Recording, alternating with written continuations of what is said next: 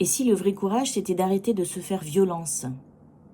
Aujourd'hui, j'ai envie de vous parler d'un enseignement qui se trouve dans Pensée induite, mon livre, et puis aussi dans le jeu de cartes, le jeu L'Oracle de la vie et de l'amour.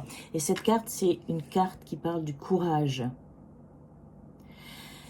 Et en fait, le courage, c'est pas se dépasser jusqu'à se briser. C'est très important ce que je vais vous dire parce que c'est quelque chose que je retrouve beaucoup en consultation.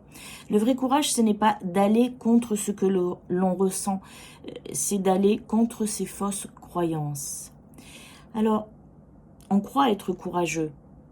C'est tout supporter, c'est dépasser nos limites, c'est tenir bon jusqu'à l'épuisement, c'est être vraiment dans l'acharnement mental ou même autre physique. Mais en fait, ça, c'est quoi? C'est l'ego qui parle. C'est l'ego qui parle. Et quand on suit l'ego, on finit toujours dans le mur. Hein, on a un accident, on tombe, on tient bon, on a des douleurs, on commence à avoir des maux divers et variés. Et il faut bien comprendre que le vrai courage, c'est de se respecter. Le vrai courage, c'est de se respecter. Dire non quand quelque chose sonne faux, écouter ce que notre corps et notre cœur ressentent vraiment. Se choisir soi. Parce que quand on dit oui à tout, c'est pas de la bonté, hein, c'est de l'égoïsme envers soi-même.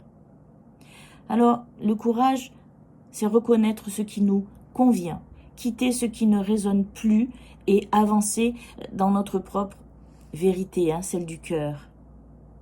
Donc, j'aimerais être entendu aujourd'hui, et surtout beaucoup par les femmes hein, qui ont l'habitude de beaucoup tout faire, tout tenir, et je le vois beaucoup en soi aussi, hein, lorsque je demande à une femme de se respecter et d'écouter son cœur, souvent elle a les larmes aux yeux. Donc s'il vous plaît, écoutez, monsieur et madame, le vrai courage, c'est de se respecter.